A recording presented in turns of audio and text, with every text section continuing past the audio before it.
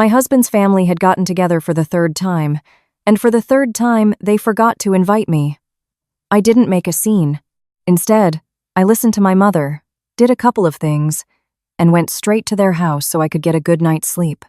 By midnight, I had received 40 calls from my husband's family. They were panicking. That night, as I slipped the key into the lock, a deeply strange feeling settled in my heart. An icy chill crept up my fingertips, as if I'd touched a block of ice without warning. The door swung open, but I wasn't greeted by the usual sounds. The TV wasn't on. My mother-in-law, Patricia, wasn't calling for the housekeeper, and my husband, Jake, wasn't letting out one of his loud, cheerful laughs. There was only a silence so profound I could clearly hear the beating of my own heart. I stood frozen in the doorway for a few seconds. Not understanding why, a single, clear thought crossed my mind. I walked into the house again, dropped my purse on the entryway table, and called out, trying to make my voice sound normal. "Patty, I'm home." No one answered. My voice echoed in the living room and faded, sounding surprisingly empty. I slipped off my shoes and walked barefoot across the cold tile floor. That chill spread from my feet to my chest, making me shiver involuntarily. I walked through the entire first floor, from the living room to the kitchen and the dining area. The dining table was immaculately clean, no fruit bowl, no soup tureen, not a single trace of a recent dinner. I opened the refrigerator. Inside, there was only a carton of expired milk and a couple of soft, wrinkled tomatoes. I stood there for a moment, still holding the refrigerator door. The dim yellow light illuminated my face, and that's when I saw a small sticky note on the outside. "Family's out for dinner. Don't wait up for us." My mother-in-law's familiar handwriting, cursive letters, slanted and written in a hurry, as if it were just a formality. I stared at the note for a long time, and my hands began to tremble. Even if I hadn't realized it, this was the third time. The first time, I told myself it was probably a coincidence. The second time, Jake scratched the back of his neck and smiled sheepishly. "Mom probably thought you were working late." But the third time, there were no more explanations. It wasn't an oversight. It was an unwillingness to invite me. I closed the fridge and went to make myself some instant ramen. The rising steam fogged up my glasses, mixing with a stinging sensation at the bridge of my nose. Just then, my phone rang. It was Sarah, my best friend. As soon as I answered, an indignant voice erupted from the other end. "You will not believe where I am right now." "Where?" "The Oak Barrel Steakhouse. And guess who I'm looking at?" I stayed silent. Sarah, not waiting for a reply, continued with even more fervor. "Jake's entire family is here. The whole damn crew. Your mother-in-law is even putting food on her granddaughter's plate. They're all laughing and chatting." I picked up my fork, twirled a few noodles, but I couldn't taste a thing. "Yeah," I said in a very quiet voice. "They went out to dinner. And they didn't invite you. How many times is this now?" I didn't answer. Sarah sighed heavily. "They're doing this on purpose, Emily. It's clear they treat you like an outsider. And you're Jake, just sitting there, not saying a word." I looked up at our wedding photo hanging on the wall. In the picture, Jake was holding me, smiling so happily. His smile was so genuine back then that I believed I had chosen the right man. I remembered how when we were dating, he would wait for hours under my dorm room window, even in the pouring rain, his hands shaking from the cold, but never without that smile. And now, not even a call to let me know. I hung up, went to the bathroom, and stood under the shower for a long time. The hot water cascaded over me, but it couldn't warm the chill in my soul. When I got out, the clock showed it was almost 11 p.m. Jake still wasn't back. I was sitting on the bed, drying my hair, when I suddenly froze. On the vanity, my cosmetics had been pushed to one side, and in their place were several new, unfamiliar bottles. I picked one of them up. A small note was attached. "High-end skincare for Mom." My sister-in-law Brittany's handwriting. I managed to smile, but it was a silent, empty gesture. Brittany, who acted like our house was her own every time she visited. Last time, she took my favorite lipstick, one I treasured. Another time, she picked up a pajama set I had just bought, saying, "This would look better on me." And Jake always said the same thing. "She's my sister, Emily. It's not a big deal." At exactly midnight, the bedroom door opened. Jake came in, trying to move quietly so he wouldn't wake me, but he stopped short when he saw me sitting up. "You're still awake?"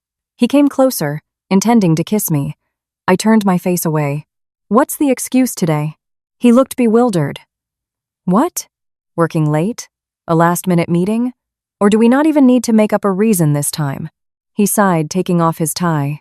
"It was just a family dinner. I guess they forgot to call you." I looked him straight in the eye. "They forgot. 3 times in a row." He said nothing, turning away and tossing his clothes into the laundry basket. "Don't make a mountain out of a molehill." That phrase again.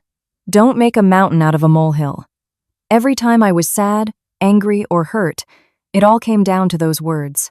He got into bed, and in less than 5 minutes he was asleep. But I wasn't. All through the night, the light from the window gradually shifted from black to gray, and then to white.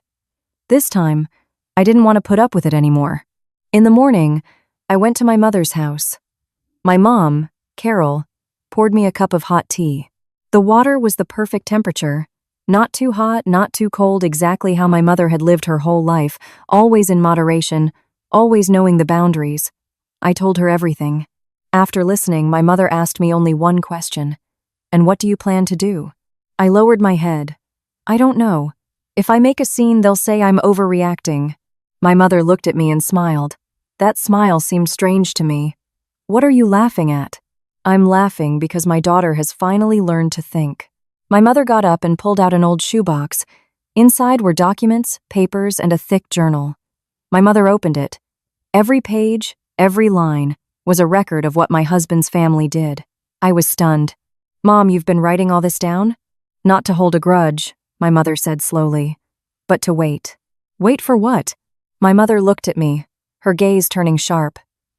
"Wait for the moment when you were calm enough that they couldn't hurt you anymore." I swallowed hard. "So, what should I do?" My mother held up a finger. "First, don't make a scene. Second, write everything down. Third," my mother paused for a moment, then said in a very low voice, "Little by little, bring your important things to our house." My heart began to pound. "Mom, are you telling me to prepare for a divorce?" My mother shook her head. "Not necessarily. But you have to have an exit strategy." I was silent for a long time. For the first time, I understood something clearly. I was no longer the girl who only knew how to endure. On the way back to my husband's house, I had a new journal and a voice recorder app on my phone in my purse. The door opened, and I heard the shrill laughter of my sister-in-law, Brittany. I took a deep breath and managed a faint smile. Starting today, I would not be the same. A new story had just begun. I remember that afternoon very well. When the door closed behind Brittany and the house sank back into its usual silence, that silence no longer made me feel the cold it used to. On the contrary, it felt like a necessary pause to organize my thoughts, like when you clean a room you haven't entered in a long time. Dust flies everywhere, but if you're patient, you eventually see the light. Jake was still sitting on the couch, phone in hand. His gaze was glued to the screen, as if the world inside it was more important than anything happening in that house. If this had been before, I probably would have approached him, quietly asked if he wanted something to eat, and then gone to the kitchen to fix something simple, trying to prevent this thing called family from crumbling even more. But this time, I didn't. I walked past him without a word, the same way he had walked past my feelings for the last 3 years. There was a brief moment when I saw him lift his head and follow me with his eyes, but it was just a fleeting glance, without interest, without questions, without any attempt to stop me. As if my mood, whether happy or sad, was not something he needed to worry about. I went into our bedroom, closed the door, sat down at the desk, and opened the new journal my mother had given me. On the first page, I wrote the date and then began to write, "Third time left alone during a family gathering. No warning, no explanation." My handwriting was shaky at first, but the more I wrote, the firmer the letters became, as if each line helped me maintain the composure I always used to lose when my emotions overwhelmed me. I didn't cry that night. That perhaps was what scared me the most, because when a woman stops crying, it means her heart has started to go cold. The next morning, I woke up earlier than usual. Jake was still asleep, his back to me. His breathing was even and untroubled, which made me wonder if he had ever spent a sleepless night like I had. thinking about how to save our marriage. I didn't wake him. I made breakfast in silence, without making a sound, like a guest temporarily living in her own home.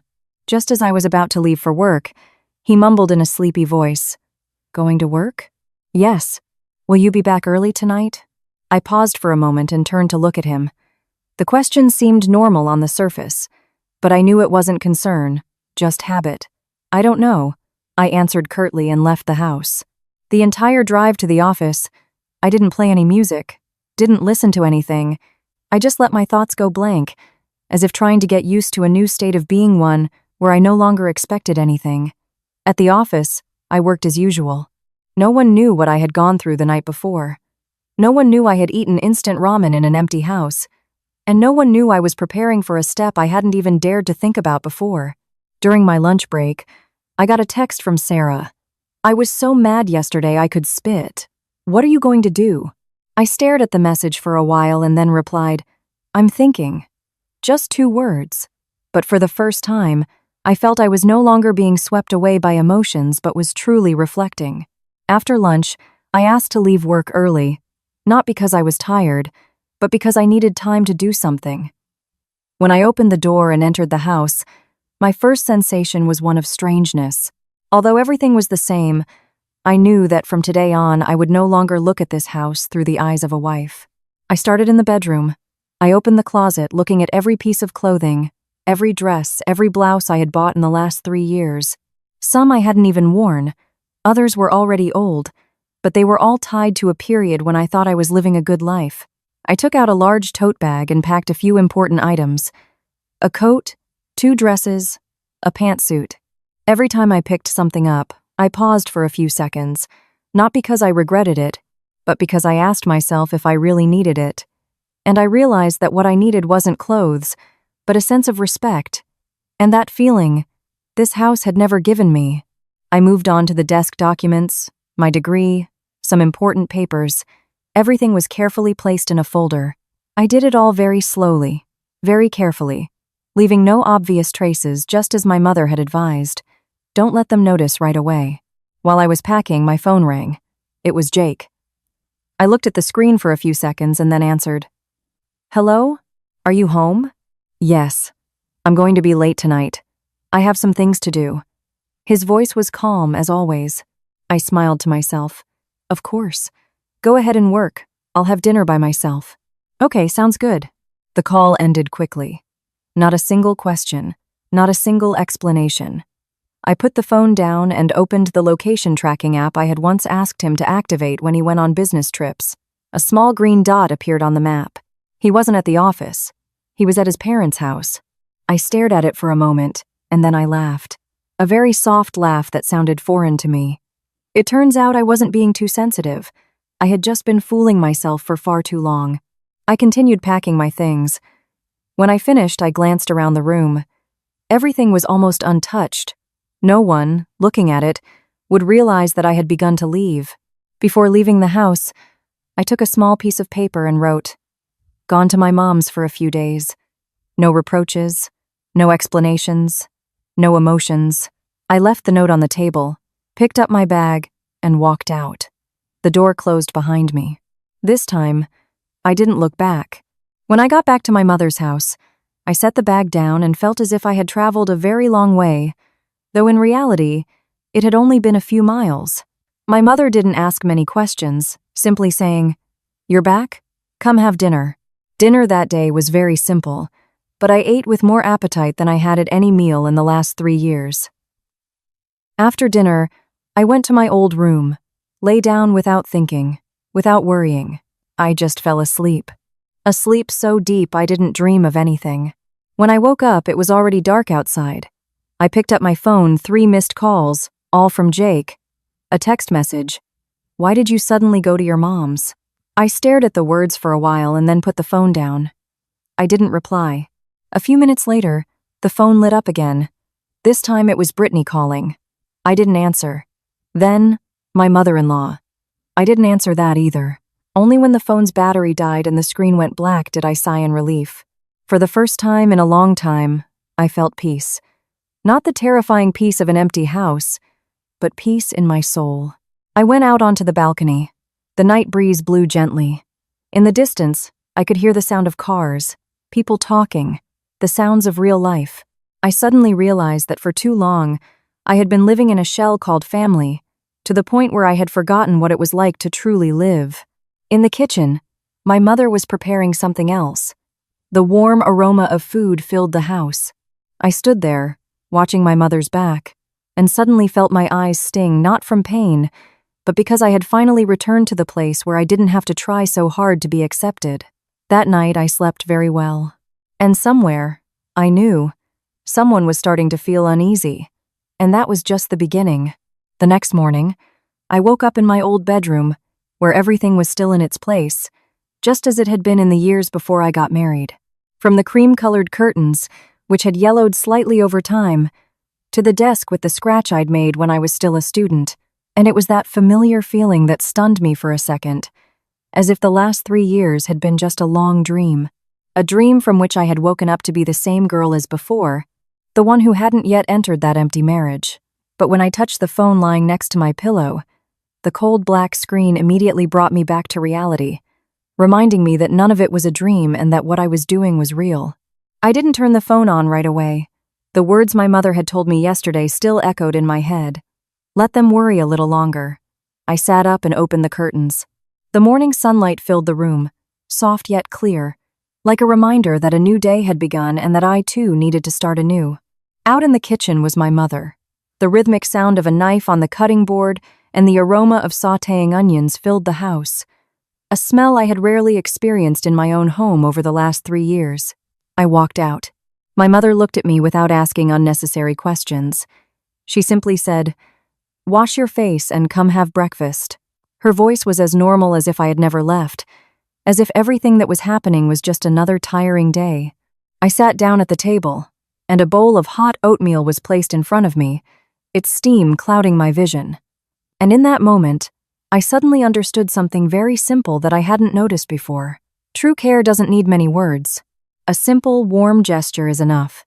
I ate slowly, spoonful by spoonful, without rushing, without thinking, allowing my body to recover after so many days of tension. After breakfast, I was about to go to my room, but my mother stopped me. "Sit for a minute." I returned and sat across from her. She poured me a glass of warm water and looked at me directly. Her gaze was no longer as soft as before, but more serious. "He called me again yesterday." I froze. "Jake?" "Yes." I was silent for a few seconds. "What did he say?" My mother sighed softly. Her voice was measured, unhurried. "At first he asked calmly if you had come here. Then he started to get worried, asking what had happened, if we had fought." I smiled bitterly. "He still thinks it's a fight." My mother looked at me, not smiling. On the second call, his voice had changed. How had it changed? "He became impatient," my mother said. "He started asking insistently if you were coming back, if you intended to file for divorce." I clenched my hands slightly. "And what did you tell him?" My mother took a sip of water and said, "I told him you had come by, but only to pick up some things and that you were on your way, that you wanted to be alone for a while."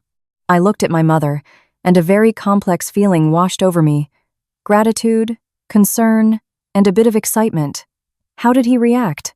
My mother's lips curved slightly into a very subtle smile. He was quiet for a long time. I could imagine the scene.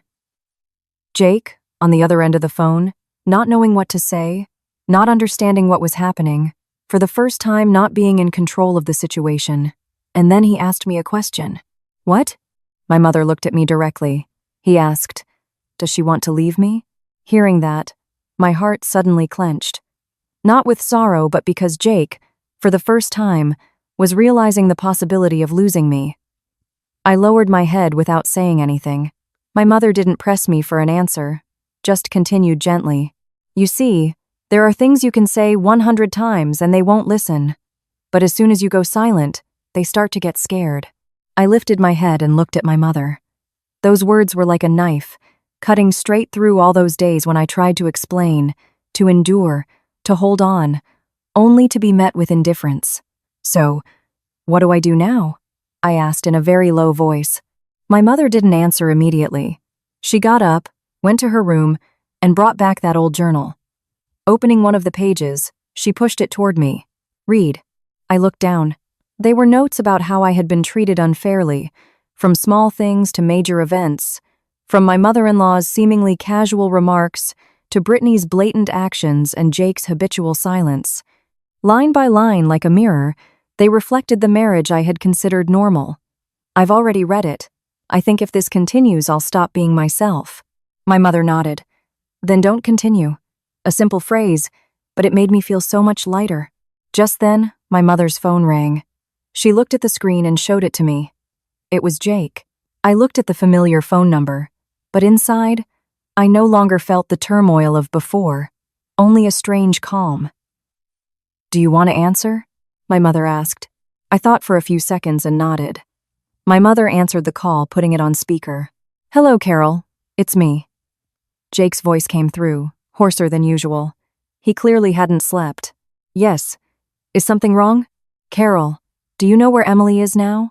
Hearing him say my name, I involuntarily clenched my hands. "You said yesterday that she left. I'm calling her, but I can't reach her." My mother replied very calmly. "She needs time."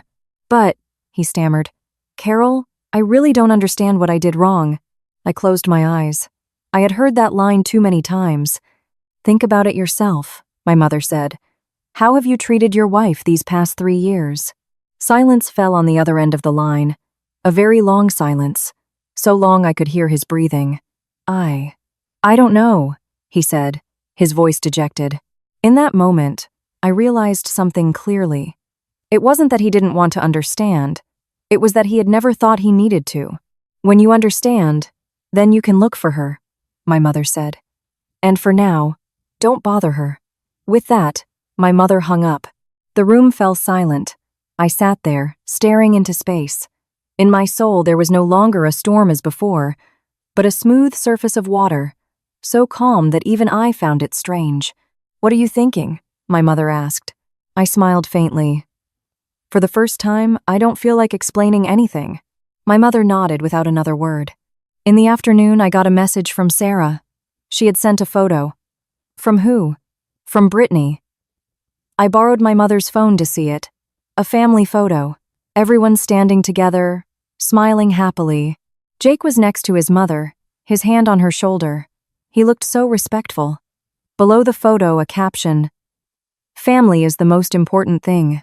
I stared at the photo for a long time and then laughed. A laugh that no longer hurt, just cold. "They never considered me family," I said quietly. My mother didn't argue, just placed her hand on mine, a light but firm gesture. "Then you don't have to try to stay where you don't belong either." I nodded. In that moment, I understood something clearly. This wasn't over yet, and I would not be going back to my old life.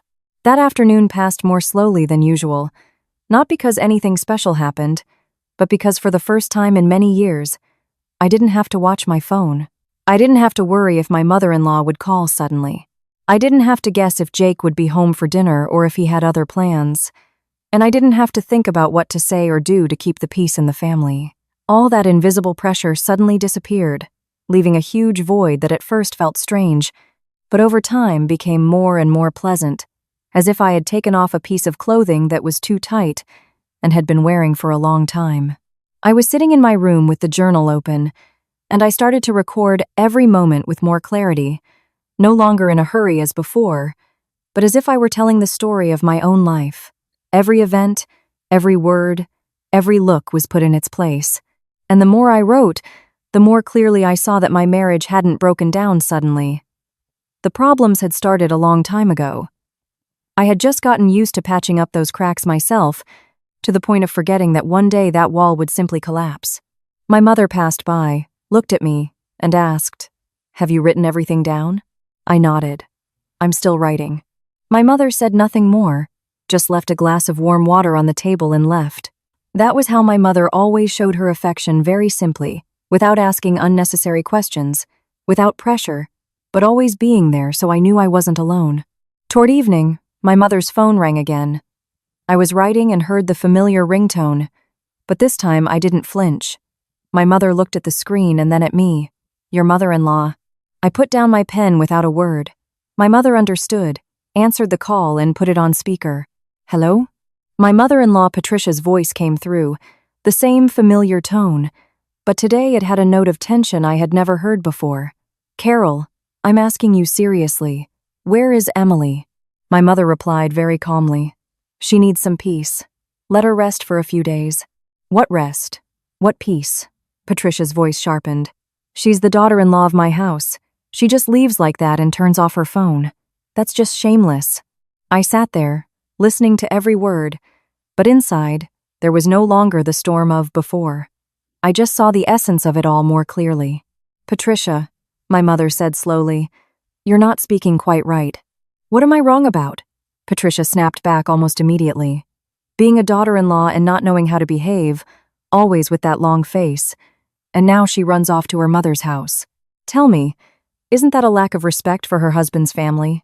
I smiled silently to myself. Only I knew how hard I had tried to behave correctly for the last 3 years. My mother didn't argue, just asked in turn, and have you ever asked her why she behaves that way? There was a momentary silence on the other end. Young couples argue. It's normal. If it were just an argument, she wouldn't have left. My mother's words were very soft, but they pierced like a needle to the weakest point. Patricia lowered her tone a bit, but still spoke brusquely. I don't know what's gotten into her head, but if she wants to stay in this house, she needs to know her place and not just come and go as she pleases. Hearing that, I gripped my pen tighter. In this house, those 3 words were enough for me to understand. In her eyes, I was never part of the family, just someone allowed to live with them. My mother maintained a calm tone. Patricia, she's not a child. If she left, it's because she had a reason. You all should be asking yourselves. Asking ourselves what? Patricia laughed coldly. It seems to me you've spoiled her too much, that's why she's gotten out of hand. My family hasn't denied her anything. She has food, a decent home. What more could she want? I closed my eyes. Exactly. In her opinion, a woman just needs food and a roof over her head. Feelings, respect, they don't count. My mother didn't continue the argument. If you think that way, it will be hard for us to reach an agreement. That's just how it is. Tell her to come back, not to make a scene. The call ended. Silence returned to the room. I put down my pen and took a deep breath. Not out of exhaustion, but because I had finally heard what they had never said directly before. My mother looked at me. You heard everything. I nodded. I heard it all clearly. My mother didn't ask further, but I knew she was waiting. Mom, I said slowly, I don't think I can go back to my old life. My mother nodded as if she already knew the answer. Then don't go back. Those words were like permission to live for myself. At that moment, my phone, which had just finished charging, lit up. A text from Jake. I'm coming to pick you up tonight, okay? I looked at the words and laughed. The same old tactic. As if this were just a little spat. As if I would docilely return, just like so many other times. I didn't reply. A moment later, another message arrived. I'm sorry. Let's talk. I looked at it and turned off the screen. It wasn't that I didn't want to talk. It was that I knew if we talked now, everything would go back to the way it was an I'm sorry, a promise, and then forgetting. That night, I didn't do anything special. I just sat with my mother. We watched an old TV show, listened to the television. I listened to my mother occasionally comment on something very trivial, and it was precisely those small things that brought me more peace than anything else. Around 9 p.m., the doorbell rang. My mother and I looked at each other without a word. We both knew who it was. My mother got up and went to open the door. I didn't hide in the room like before, but stayed sitting in the living room, my back straight, my hands on my knees, as if I were waiting for something. The door opened. There stood Jake. The light from the hallway hit him full on, accentuating his tired face, his messy hair, the dark circles under his eyes, and his wrinkled shirt. He didn't have his usual polished look. He came in, saw me, and froze. Emily. His voice had become softer. I looked at him calmly, without anger, without sadness, just not like before. He took a few steps toward me as if he wanted to get closer, but he stopped. Why are you here? The same old question, but this time I didn't answer immediately. I looked at him for a few seconds, and then said in a very low voice, "You really don't know." He fell silent. His expression was confused, exactly like all the times before, but this time, I felt no pity. "Emily, if it's about those little things," he began. "I apologize. I'll fix it." I shook my head silently.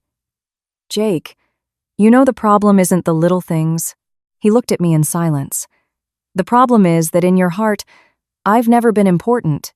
Silence. He opened his mouth, but couldn't say anything. I stood up. "I'm not mad at you, but I don't want to live like this anymore either." With that, I turned around.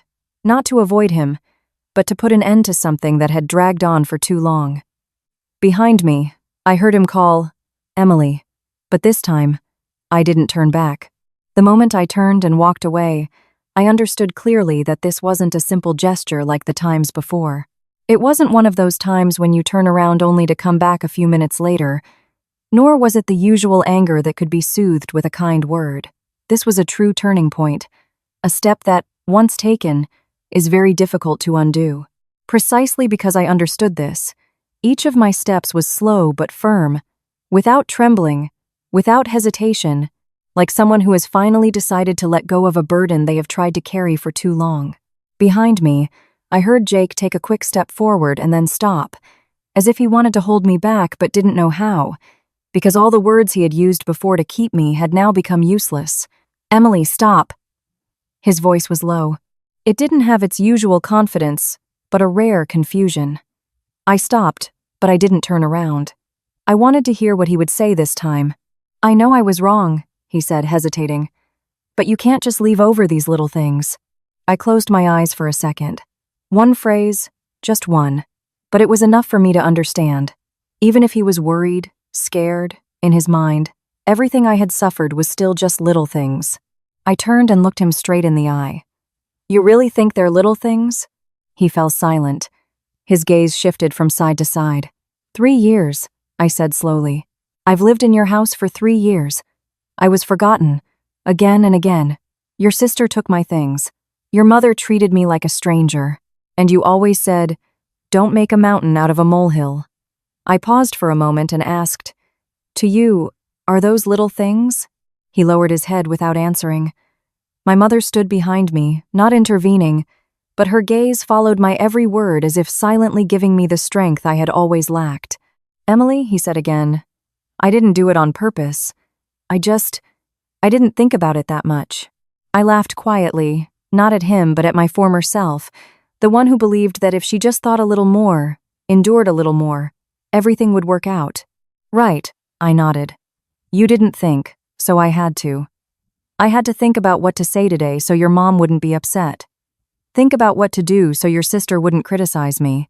Think about when to keep quiet so you wouldn't feel uncomfortable." I looked at him. My voice remained steady. I thought about everyone but myself. The air in the room seemed to thicken.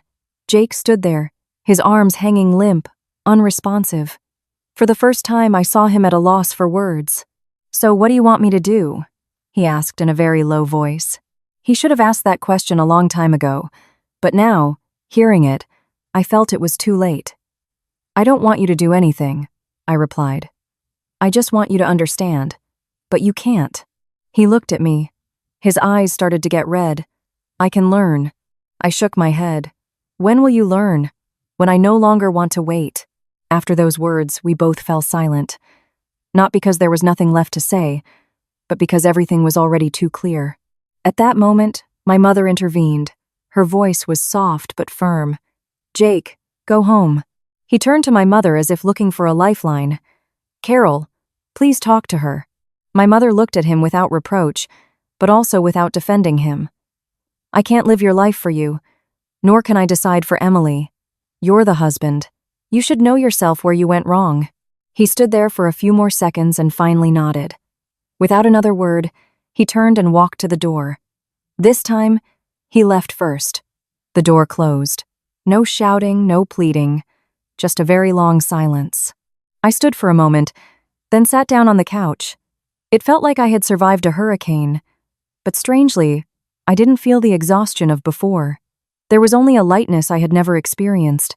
My mother sat next to me, not asking anything right away, just placing a hand on my shoulder. Tired? I shook my head. No, I feel light. My mother smiled. Then you did the right thing. That night I didn't turn on my phone.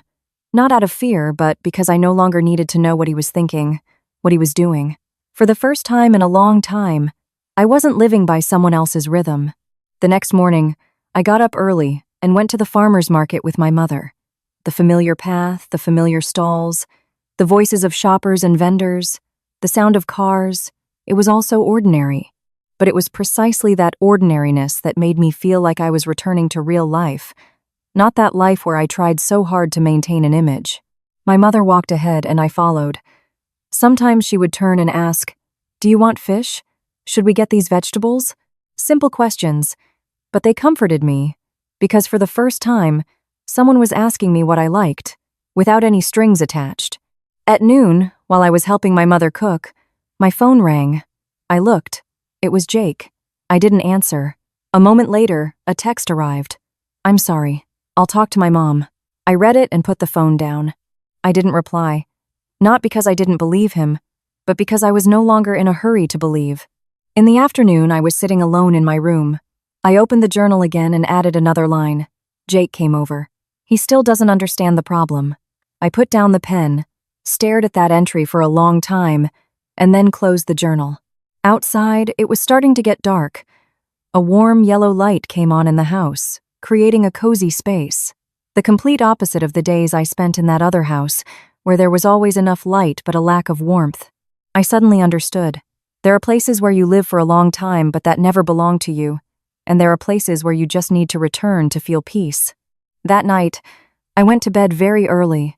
No dreams, no thoughts, just a deep sleep, as if my body was finally truly resting. And somewhere else, I knew, one person was beginning to understand that this time, I was not the one who would come back just for an apology. The following days passed at a completely different pace. There were no more insistent calls that made me jump. There was no sense of waiting for a message or an explanation. Instead, there were mornings greeted by the soft sunlight filtering through the old window, listening to my mother bustling in the kitchen. And I suddenly felt a calm in my soul that even I found strange, as if after a long period of tension, the string in my soul had finally loosened. I started going back to work, not in a rush to forget everything, but slowly and consciously, as if I were rebuilding my life step by step, starting with the smallest things. And it was during those normal work hours that I realized at some point I had allowed family emotions to take up too much space in my head, to the point of forgetting that I, too, had my own world that needed to be taken care of. At the office, everything was the same. People were still laughing, talking, asking questions. No one knew I was at a major crossroads, and I didn't tell them because this time I wanted all my decisions to be made by myself, without the influence or advice of anyone else. During my lunch break, I got a text from Jake. I spoke with my mom. I stared at the words for a while, feeling neither the excitement of before nor the anger, just curiosity. Curiosity to see how far he would go this time. A moment later, a second message arrived. Mom said she'll be more careful. I smiled to myself. More careful. 3 soft words, but so familiar. Before, hearing this, I would have already calmed down. But now, I understood that some promises are made not because they are insincere, but because they are not enough. I didn't reply, not to make his life difficult, but so he would understand that things were no longer as simple as they used to be. That afternoon, while I was working, my phone vibrated again. This time it wasn't a text, but a call. The screen showed mother-in-law. I stared at the screen. My finger hovered over the answer button. 1 second, 2, and I answered. Hello? There was a momentary silence on the other end, as if she didn't expect me to answer. Then, Patricia's voice came through. This time, not as sharp as before, but more restrained. Emily, where are you? I replied calmly. I'm at work. Oh. She paused. You haven't been around for a few days. The house feels so empty. I said nothing, just listened. The other day, she continued, I was too harsh. I said things I shouldn't have. Don't hold it against me. I was a little surprised. Not by the apology, but because it was the first time I had heard those words from her. But I didn't rush to soften. Yes, I understand, I replied gently. Well then, come over for dinner this weekend. I'll make what you like. I remained silent. I had heard invitations like that many times, but I had never felt they were really for me. I'm busy, I replied. I didn't reject her directly, but I didn't accept either. Patricia sighed softly. Emily, a woman is known for knowing how to keep her family together. You shouldn't make a tragedy out of little things. That phrase, it had finally come out. I closed my eyes for a second. It meant that even though the tone had changed, the thoughts were still the same. Yes, was all I replied. Without arguing, without explaining. The call ended quickly. I put the phone down and looked out the window. It was dusk. The sun was beginning to set. In my soul, I felt the same. There was no more indignation, only clarity. That night, when I got home, my mother was sitting, shelling peas. I told her about the call. After listening, my mother wasn't surprised. What are you thinking? I sat next to her, took a handful of pea pods, and started to help. I think they're scared. My mother nodded. Yes, but they're not afraid of losing you. They're afraid of losing face. I know, I continued. My mother looked at me with a certain satisfaction in her eyes. I'm glad you understand. I sighed. Mom, what if they really want to change? Where should they start? My mother didn't answer right away. She shelled a few more peas and then said, by starting to consider you a member of the family. I was silent. But for now, my mother continued, they're not doing that. I nodded. Yes, all they're doing is trying to get me back to my old place, instead of changing that place. That night, I turned my phone back on. Many messages from Jake, from short ones like, how are you? And have you eaten? To longer explanations that he had talked to his mother, that he would try harder, that he didn't want to lose me. I read everything, not skipping a single one, but I didn't reply immediately. Not because I had become insensitive, but because I was learning not to react based on emotions. I put the phone down, opened my journal, and added another line. Mother-in-law called. There was an apology, but the mindset hasn't changed. I put down the pen, stared at that entry for a long time, and then closed the journal. A week ago, I was still indecisive, not knowing what to do. Now, I was in no hurry because I knew the most important thing wasn't how quickly or slowly they changed, but that I would not go back to the old path. Outside, it was already night. A warm yellow light glowed in the house.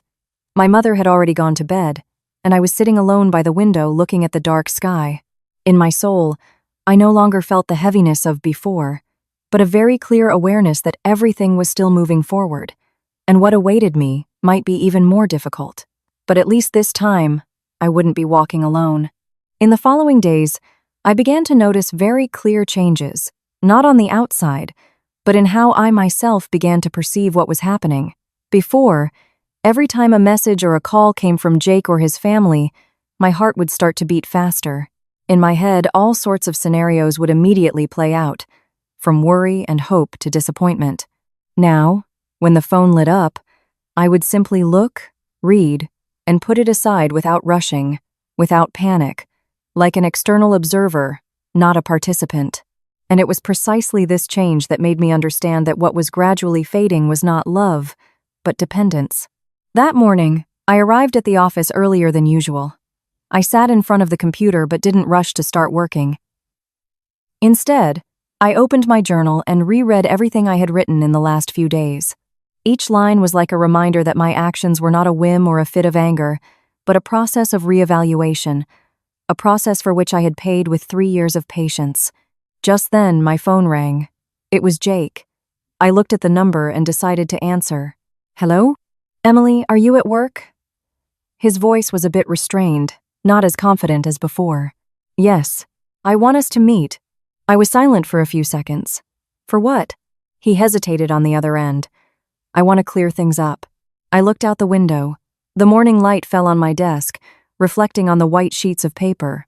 What is there to talk about? About us. I sighed quietly. If you want to talk, talk right now. No, he said hastily. We need to see each other for this. I thought for a moment. Not because I didn't want to see him, but because I wanted to understand what he really meant. "All right," I said. "Tonight at our usual coffee shop." "Yes, I'll be there." The call ended. I put the phone down. Inside, I didn't feel the excitement of our dates before, but the calm before a necessary conversation that I wasn't avoiding, but from which I also expected nothing. The day felt long. I worked as usual, but sometimes the image of Jake appeared in my mind. Not the image of my current husband, but of that boy who once waited for me in the rain, who argued with his family for me, and I wondered when that man had disappeared. In the evening, I arrived at the coffee shop 10 minutes early, at the same table in the corner where we once talked about everything: work, friends, future plans. And it was here that he once took my hand and told me he would never let me suffer. I sat down, ordered a drink, and waited. He arrived on time. As he entered, he looked around and then saw me. His gaze rested on me for a few seconds, as if he were checking if I was really there. He came over and sat across from me. The distance was very small, but at the same time, enormous. "Have you been waiting long?" "I just got here." A short answer. No long interrogations like before. He nodded.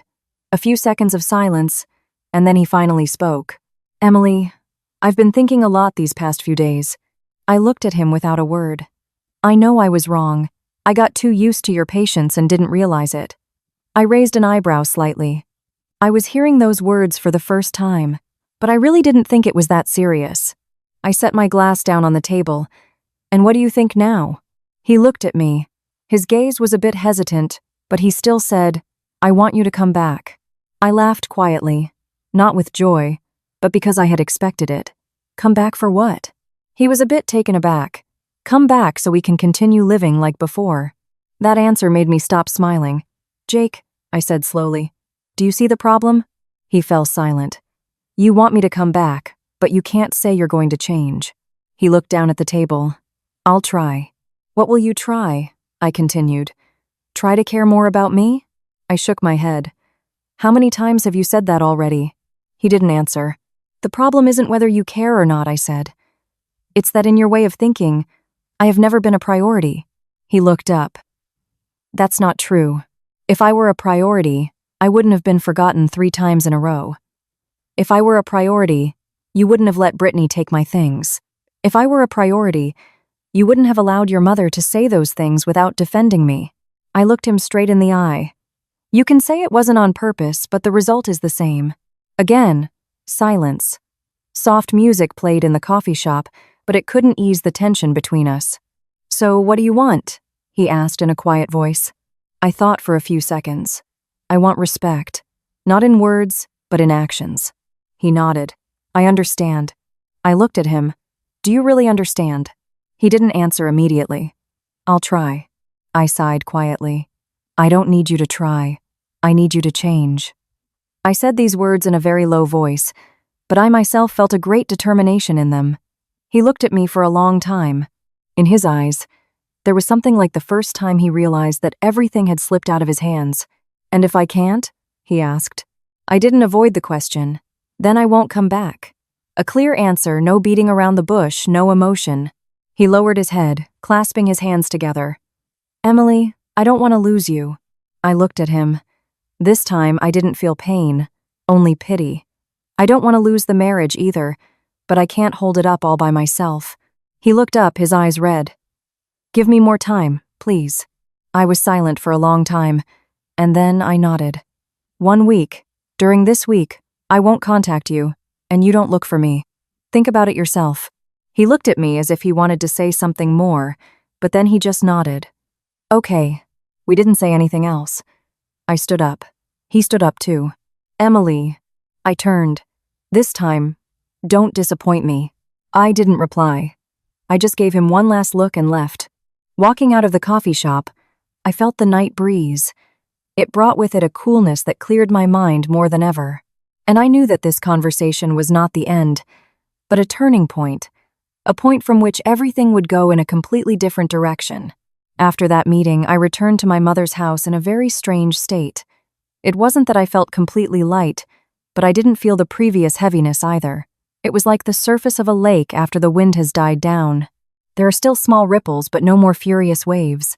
And in that calm, I began to understand that the decision to give Jake a week was not because I still had great hopes, but because I wanted to give myself time to see things more clearly, without being carried away by the emotions of the moment and without clinging to memories of the past. That night I slept very deeply, without dreams, without waking up in the middle of the night as I had in the previous days. And the next morning, when I woke up, I felt my mind was much clearer, as if after a long time, I had finally truly rested. And when I left my room and saw my mother watering the flowers on the balcony, with the morning light illuminating her graying hair, I suddenly felt everything inside me calm down, and I no longer had that feeling of confusion from before. "You're awake," my mother said, turning around. "Yes. Are you working today?" "Yes." My mother nodded without asking more questions, but I knew she was watching me, watching to see if I was hesitating, if I would change my mind. And perhaps it was precisely that silence from my mother that gave me more confidence, because I understood that she believed I was lucid enough to decide my own destiny. I arrived at work as usual. I worked, attended meetings, talked with colleagues. Everything proceeded normally, nothing out of the ordinary, but within me, a very clear change had occurred. I no longer checked my phone constantly, no longer worried if Jake would write, but instead focused on my work, on what I had once neglected, and the more I worked, the more I realized how much I had lost just to maintain a marriage that was not really solid. At noon, Sarah texted me. "Did you see him yesterday?" I replied, "Yes." And I paused for a moment and wrote, "I gave him a week." Sarah was silent for a few seconds and then wrote, "You've changed." I read it and smiled to myself. Yes, I had changed. Not because I had suddenly become stronger, but because I understood that if I didn't stand firm for myself, no one else would. In the afternoon, while I was working, my phone rang. It wasn't Jake, but an unknown number. I hesitated for a moment, but finally answered. "Hello? Emily, it's me, your sister-in-law," a familiar voice. "Brittany." I frowned slightly, but kept my voice calm. "Yes, Brittany. Are you busy?" "Not really." I wanted to talk to you." I remained silent. Brittany didn't beat around the bush.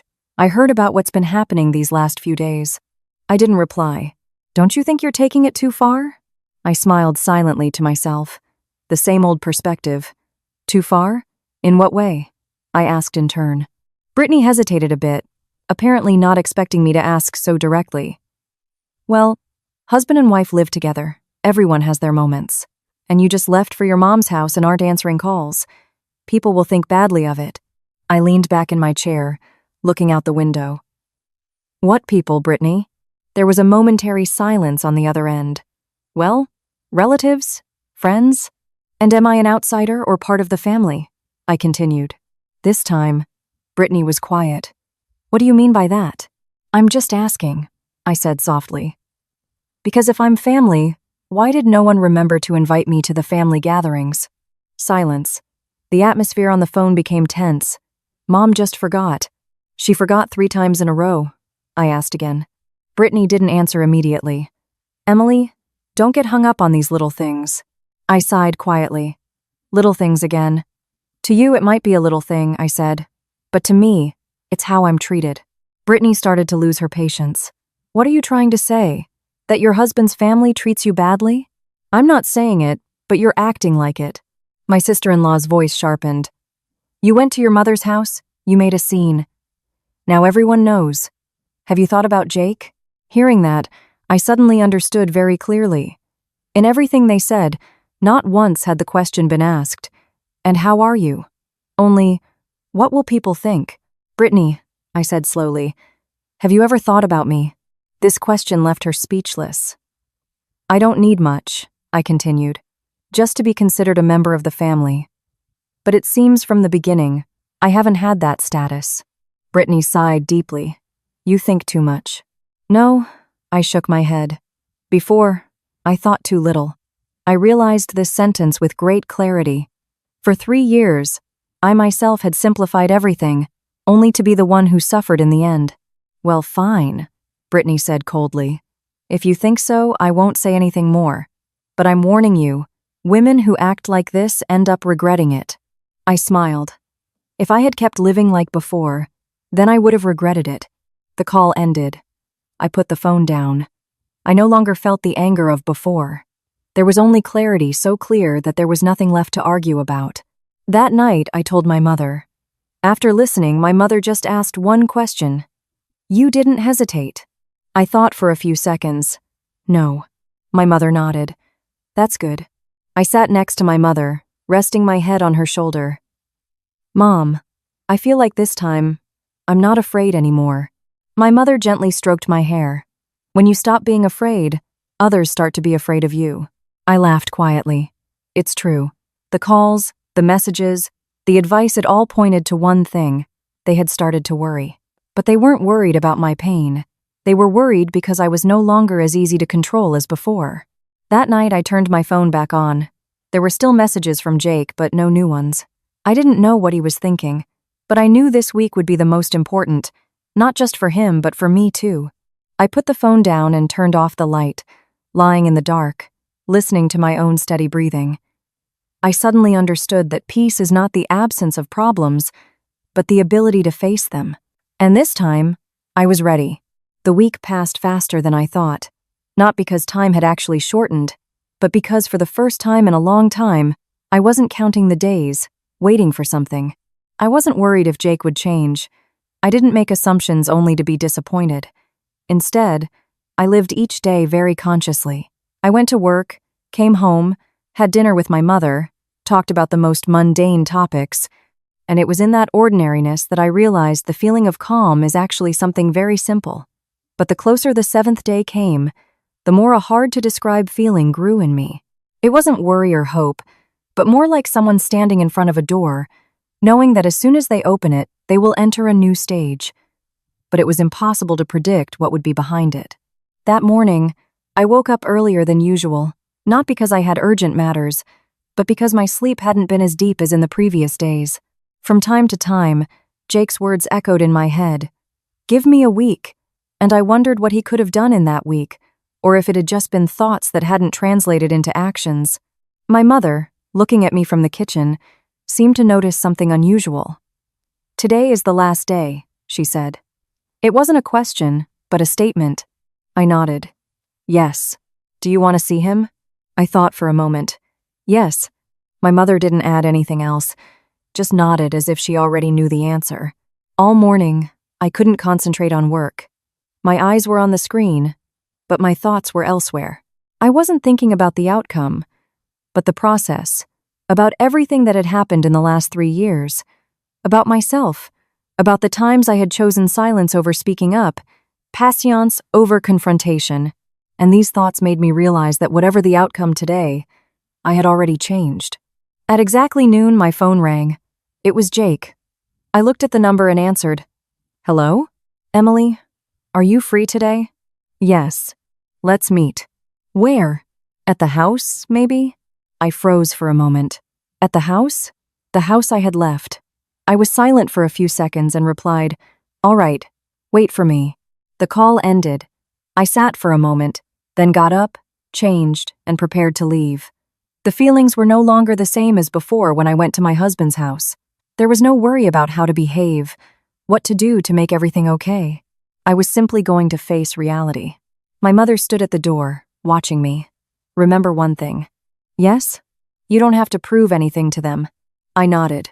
"I know." On the way, I didn't play music, just drove slowly, watching the pedestrians. In my head, everything was very clear. I knew what I wanted, and I knew what I would no longer compromise on. When I arrived, the door was already open. Jake was inside. The house was the same, but the atmosphere was completely different. There was no noise, no sound of my mother-in-law's or Brittany's voice, just silence. A silence that made me realize that today, perhaps, there would be a real conversation. "Come in," he said, his voice deeper. I entered and sat on the couch. He sat across from me, the same distance, but this time there was no feeling of closeness. "How have you been these days?" he asked. "Fine." "Me too," a forced answer. I remained silent, waiting for him to get to the point. He took a deep breath. "Emily, I've thought a lot. I know that if everything stays the same, you won't come back." I looked at him without reacting. I talked to my mom and Brittany. I frowned slightly. And? He hesitated a bit and then said, I told them clearly that if they keep treating you like this, I'm not coming home. I was a little surprised, not by the words, but because he had actually said them. How did your mom react? He smiled bitterly. She wasn't happy, but she didn't object like I thought she would. I continued to listen in silence. I also told Brittany not to touch your things without permission again and to respect you. He spoke with more confidence. I looked at him. And that's it? He froze. I also told them that you're my wife, not a stranger. Those words made me clench my hands involuntarily. 3 years. Such a simple sentence, but he had never said it. Emily? He looked at me. I know it's still not enough, but I'm trying. I looked at him for a long time. In his eyes, I saw something I had never seen before. It wasn't insecurity, but a fear of loss. Are you doing this because you're afraid of losing me? Or because you've understood? I asked. He was silent for a long time, at first out of fear. But the more I thought about it, the more I realized I had never really understood you. A direct answer, not perfect, but honest. I sighed quietly. Do you remember the first time I came to your house? He nodded. I remember. You were very nervous, but I told you not to worry, that I would always be on your side. I looked at him. And then? Where were you? He lowered his head without answering. I don't need you to fight with your family. I just need you to be by my side when I'm treated unfairly. Not in front, not behind, but beside me. He looked up. I understand. But this time, I'm not going to believe just because you say it, I said clearly. I'm going to watch. Watch what you do and how long you can do it. He nodded. Okay. The air in the room softened. The tension from before was gone, but there was no warmth either, just clarity. So, will you come back? He asked. I was silent for a long time. Not for now. He froze. Why? Because I need time. Not to think, but to see, I said. If you really change, I'll come back on my own.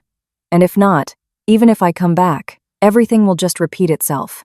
He looked at me without saying anything, just nodding. I understand. I stood up. I'm leaving. He stood up too. Emily. I turned. This time, don't disappoint me. I didn't reply. I just gave him one last look and walked to the door. When the door closed behind me, I didn't feel the lightness of the previous time. Just calm. The calm of someone who clearly knows their path. After that meeting, I returned to my mother's house in a very particular state. I no longer had the obsessive thoughts of before. I didn't feel like I had to ask myself what to do next. It was like the state of someone who has made important decisions. Not the decision to leave or return, but the decision to stand still and allow everything to show its true nature. And this standing still, which seems passive, was actually the hardest part, because it required patience, clarity, and the courage not to be swayed by temporary changes. In the following days, I didn't contact Jake, as we had agreed. I didn't write, I didn't call, I didn't even ask about him through others, because I understood that if I broke the distance this time, everything would go back to the way it was, and everything I had worked so hard to maintain until now would become useless. Jake didn't look for me either. Not a message, not a call. That silence surprised me a little at first, but then I understood it was logical, because this time maybe he too was really thinking, or at least trying to respect my request. One morning, as I was getting ready for work, my mother stopped me. Are you free today? Yes, I can leave early after lunch. Good. Then after lunch, you're coming with me. I didn't ask where, I just nodded. After lunch, I finished my work, came home, changed, and we left. My mother drove me through familiar streets, but instead of turning toward the market or the supermarket as usual, she kept going straight and stopped in front of a building that wasn't very large, but clean and well-kept. I looked at the sign at the entrance. Law office. I was a little surprised. Mom? My mother turned to me. Come inside. I followed my mother inside. A very strange feeling grew within me. It wasn't fear, but seriousness. A middle-aged woman stood up and greeted my mother. Carol, you came. My mother nodded. This is my daughter. I nodded in greeting. The woman smiled. Please, have a seat. We sat down. My mother looked at me and said very slowly, "I didn't bring you here to get a divorce." I looked at my mother. "But so that you clearly understand what you can do if you need to." I remained silent. The woman across from us began to speak. Her voice was soft and clear. She explained about rights, procedures, about things I had never thought about before. Not because I wasn't interested, but because I had always believed I would never need them. I listened very carefully, not missing a single detail. Not because I had already made a decision, but because I no longer wanted to live in ignorance. More than an hour later, we left. On the way home, I said nothing. My mother didn't ask either. Only when we were getting close to home did my mother speak. "What are you thinking?" I looked ahead. "I'm thinking that I have a choice." My mother nodded. "When you have a choice, they can't corner you." I understood. This time my mother wasn't teaching me what to do, but showing me what I could do. That night, sitting in my room, I received a text on my phone from Jake. "I've moved out." I reread the sentence several times. No explanations, no justifications, but enough for me to understand. He had started to act. A moment later, a second message arrived. I rented a small apartment near my job. I didn't reply, but something stirred slightly within me. It wasn't tenderness, but the recognition of a concrete act, not words. I put the phone down, opened my journal, and added another line. "Jake has moved out." I paused for a moment and added, "First act." I closed the journal without thinking further. In the following days, I started to receive more information, not from Jake but from my surroundings, about how things were naturally changing. Sarah called me, her voice surprised. "Do you know what happened? Jake really moved out." "Yes." "Wow, you already know." "Yes." "Oh my God. He's got the whole family on edge. His mom is calling everyone, and Brittany is posting passive-aggressive things on social media." I listened but didn't react much. "And what else?" "They say Jake clearly said that if they don't change, he's not coming back." I was silent. Inside, I felt something like a door that had just been opened. That night, having dinner with my mother, I told her everything. After listening, my mother wasn't surprised. "What are you thinking?" "I think he's really doing it." My mother nodded. "But don't rush." I smiled. "I know. A single act doesn't change everything, but at least it's a step." That night, I looked at my phone again. No more messages, but I didn't feel like anything was missing. I didn't feel the need to ask. I just knew that this time, everything was going differently. Without rush, without noise, but with clarity. I went to bed, looking out the window. In my head, there were no longer the questions of before, but a single simple thought. If a person really wants to change, they will start with actions. They don't need to talk much. They don't need to promise. And if those actions are long-lasting enough, real enough, everything will find its answer on its own.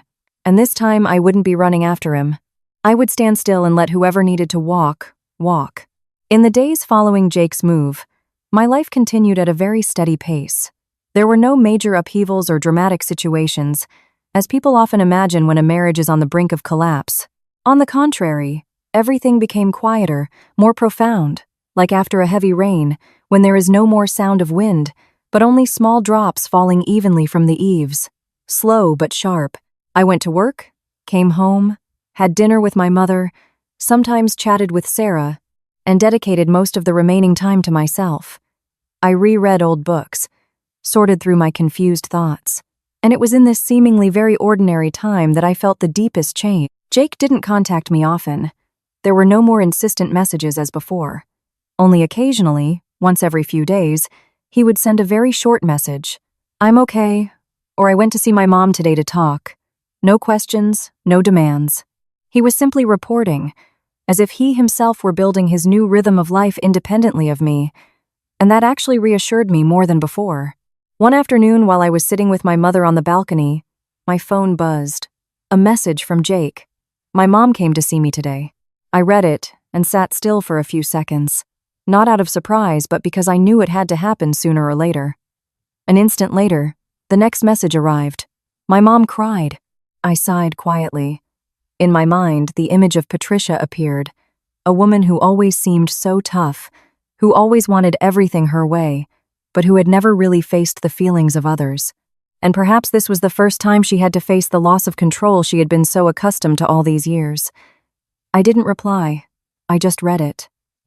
A third message arrived. My mom said if I don't come back, it's like she doesn't have a son. I was a little stunned, not by surprise, but because I had heard that phrase before, but directed at others, and now it was happening in her own family. I stared at the screen for a long time and then put the phone down. My mother, who was sitting next to me, looked at me. "What is he writing?" I showed her the phone.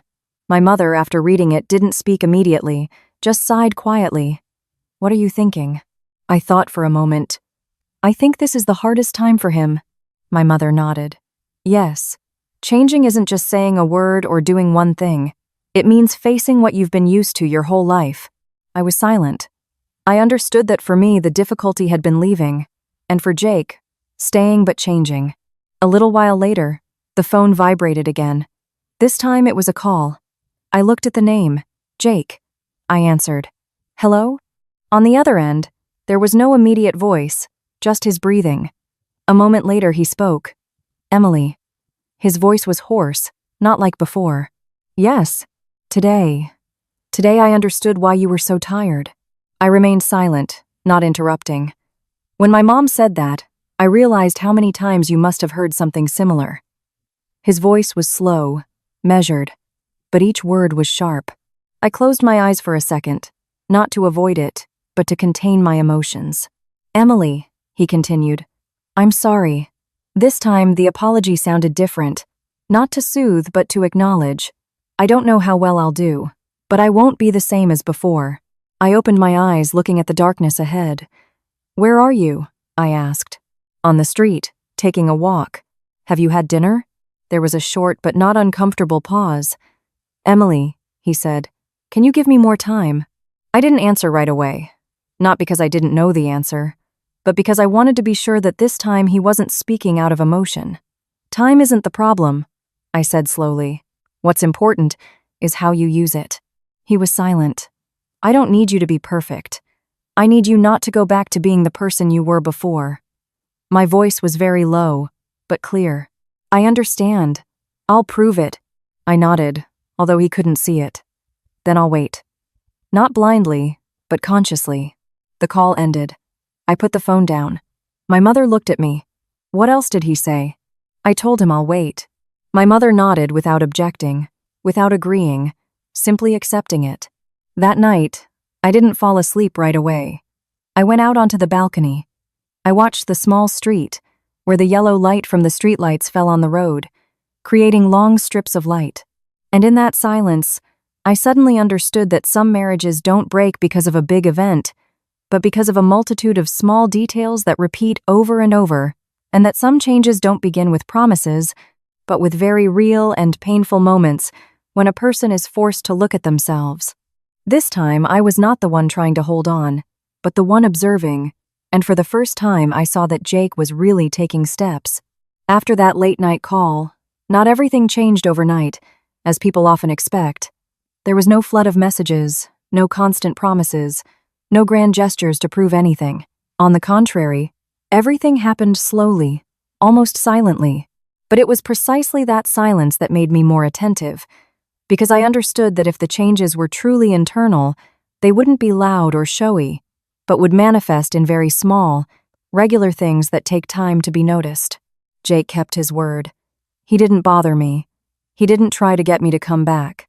Only occasionally would he send a short message, not to ask, but to report on his status, as if he himself were building his new rhythm of life independently of me, and that actually reassured me more than before. One day, while I was at work, my phone buzzed. A message from him. "I went home to talk again today." I read it but didn't reply. Not because I didn't care, but because I knew there were things he had to do on his own, not for me to see, but for him to truly face. That night, I came home a little later. As soon as I entered, I saw my mother sitting in the living room.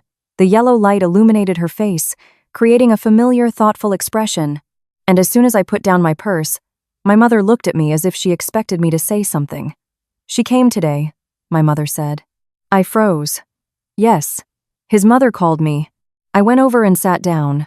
"What did she say?" My mother looked at me and said slowly.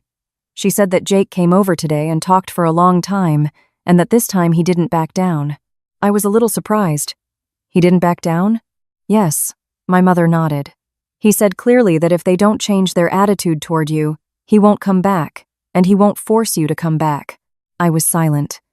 In my mind, the image of Jake appeared, standing in that family living room where he always chose silence before, always trying to stay in the middle to keep the peace.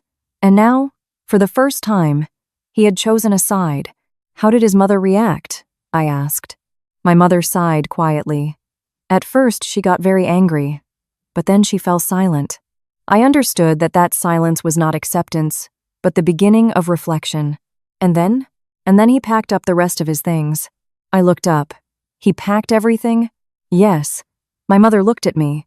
This time he's serious. I sat there without saying anything.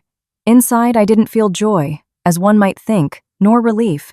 Just a very strange feeling, as if an important piece of this story had finally fallen into place. That night, I received no message from him, no report, no story. But I knew he was going through a difficult time, not just moving out, but leaving his old way of life, confronting his family in a completely new way. The next morning, as I was getting ready for work, a message from Jake arrived. I've moved everything. I read it, just one sentence, but I understood how much was behind it. An instant later, the next message arrived. I don't know if I did the right thing or not. I looked at the screen and wrote, "There is no absolutely right or wrong. The only important thing is if you are willing to accept the consequences of your choice." I sent it. For the first time, I replied to Jake. Not because I had softened, but because I wanted him to understand that the path he was taking was not to please anyone, but to take responsibility for his choice. A little while later, he replied, "I'm willing." I didn't write back. It wasn't necessary. That answer was enough. In the following days, everything began to change more evidently. Not on my part, but on the part of his family. My mother-in-law no longer called me, no longer wrote, no longer asked, but through my surroundings I learned that she no longer spoke of me as before. There were no more reproaches or insistent phrases. Instead, there was silence, an uncomfortable silence, but it was a sign that she had begun to reconsider. Brittany, too. There were no more ambiguous posts or jabs, as if everyone was waiting to see how it all would end. One afternoon, while I was sitting with my mother, my phone rang. Not a message, but a call. The screen showed mother-in-law. I stared at the screen. My mother looked at me. "Are you going to answer?" I thought for a few seconds and nodded. I answered the call. "Hello?" There was a momentary silence on the other end. Then Patricia's voice came through. This time not so sharp, not so brusque, but slower, more serious. "Emily." I remained silent, waiting. "How have you been these days?" A simple question, but it was the first time she had asked it that way. "Yes, I'm fine." "Ah." Pause. "Jake came by recently. He talked to me." "Yes." "He talked a lot." There was a note of sadness in her voice. "I've been thinking too." I clenched my hands slightly, not out of nervousness, but because I was hearing something I never thought I would hear. "Emily," she continued, "maybe I was wrong about some things before." I didn't reply, not because I didn't hear her, but because I didn't want to rush. "If you have time, come for dinner this weekend." An invitation, but it was no longer an order or an obligation, but a proposal. I was silent for a long time. "I'll think about it," I said. I didn't reject her, but I didn't accept immediately either. "Okay, think about it." The call ended. I put the phone down. My mother looked at me. "What are you thinking?" I sighed quietly. "I think everything is changing." My mother nodded. "But remember, real changes are tested by time." I smiled. "I know." That night I lay in my room, looking at the ceiling.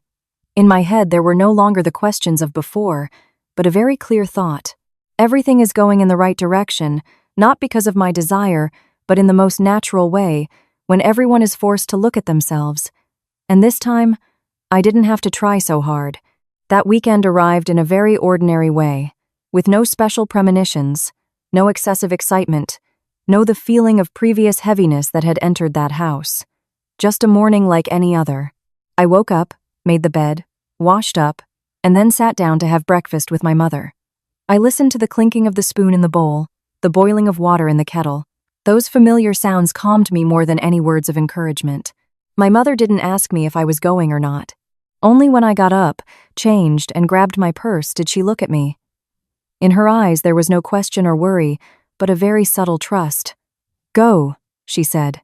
I nodded. Yes. On the way, I didn't think too much. I didn't imagine what would happen.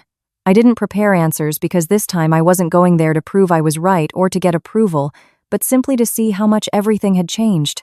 When I arrived, the door was open. I didn't open it myself as before, but my mother-in-law, Patricia, was there. She stood in the doorway saying nothing, just looked at me for a second and stepped aside a little. "Come in, honey." Those 2 words, honey, were spoken very softly, but they were enough for me to understand that something had changed. I entered. The house was the same, but the atmosphere was not. There was no TV noise or shouting. Everything was quieter. Brittany, who was sitting in the living room, stood up when she saw me. "You came." In her voice there was no longer the usual acidity. It was normal. I nodded. Yes. Jake came out of the kitchen. His gaze rested on me without rushing, without avoiding it, very direct. "You came." Yes. Just one phrase. But there was no longer the distance of before. I sat on the couch. No one said anything immediately. Silence, but not uncomfortable. Everyone just seemed to be adjusting to their new position. My mother-in-law went to the kitchen and brought a tray of fruit. She put it on the table. "Eat." I looked at her and said quietly, "Yes, thank you." There was no longer coercion or a sense of obligation, but a natural reaction. Lunch that day was not very lavish, not as opulent as in previous gatherings, but everything was just right, enough to feel that there had been preparation, that there had been care, not for show, but for real. We sat at the table. My mother-in-law served me a piece of fish. "Try it. I made it with a new recipe." I was a little stunned and then nodded. Yes. No one spoke loudly or laughed boisterously, but every small gesture, every quietly spoken word made me understand that this was what I had once wanted. Not perfection, but respect. During the meal, Brittany also made no ambiguous comments or cast critical glances. Only occasionally did she ask very ordinary questions. "Have you been very busy at work lately?" I replied, "Yes, as usual." There was no longer a sense of confrontation or defense, just a conversation. After lunch, everyone gathered in the living room again. No one initiated the conversation until my mother-in-law spoke. "Emily." I looked at her. Yes. She was silent for a moment, as if searching for words. "Jake has told me a lot lately." I nodded. "Yes. I've been reflecting too." Her voice was not loud, but clear. I was wrong in some things. I didn't reply, just listened. I was used to the old way of life, used to everyone doing what I wanted, and I didn't realize what you had to go through. The air in the room became heavier. "If you still can, give our family a chance." Those words were not a demand or an order, but a proposal. I looked at her, then at Jake. He was silent. He just looked at me, not rushing me, not intervening. I sighed quietly. "I don't need apologies," I said. "I need things to stay like they are today. Not for one day, but for a long time." My mother-in-law nodded. "I understand. I can't promise much, but I will try." Brittany looked at me. "Emily, if I was wrong about anything before, I'm sorry." I looked at her. "I don't hold a grudge, but I won't forget it either." That answer was not to complicate things, but to make everything clear. Then Jake spoke. "Emily," I turned to him. "I don't dare say everything will be fixed immediately, but I won't leave you alone anymore." His voice was not loud, but firm. I looked at him for a long time, and then nodded. "I'll come back. Not because I've softened, but because I've seen changes not perfect, but real." That night, leaving the house, this time not to leave, but to prepare to return, I no longer felt the previous heaviness, nor the worry, just a very clear calm in my soul. Not because everything was fixed, but because I knew that this time, if problems arose, I would not be silent. On the way home, I stopped by my mother's house. She was sitting on the porch. Seeing me, she smiled. "How did it go?" I sat next to her. "I'm going back." My mother looked at me without surprise. Have you thought it through? Yes. My mother nodded. Then go. But remember, I turned. Yes? This time, you're not the one who endures. I smiled. I know. That night, when I returned to the family home, I put my purse in the same spot. I no longer felt like a guest, but like a person entering with a clear stance. A stance that others had not given me, but that I myself had earned. Jake stood at the door looking at me. Welcome back. I looked at him. I haven't come back as the same person. He nodded. Neither have I. We said nothing more, but we both understood that a marriage is not sustained by patience, but by changes from both sides. And if one does not take steps, the other, no matter how hard they try, cannot hold it up. And this time, I was no longer the one who was forgotten. Hearing this story, what remains in memory is not who is right and who is wrong, but how a woman stopped in time so as not to lose herself. Some marriages do not break because of infidelity or major crises, but they crack because of the smallest things: an oversight, a disregard, a silence, and so it repeats until a person no longer understands why they are living. What I value in Emily is not that she left, but how she left consciously, without making a scene, without seeking revenge, without trying to defeat anyone, but simply preserving her own value. In married life, people often think that patience is a sacrifice, but in reality, if patience has no limits, it is no longer a sacrifice, but self-destruction.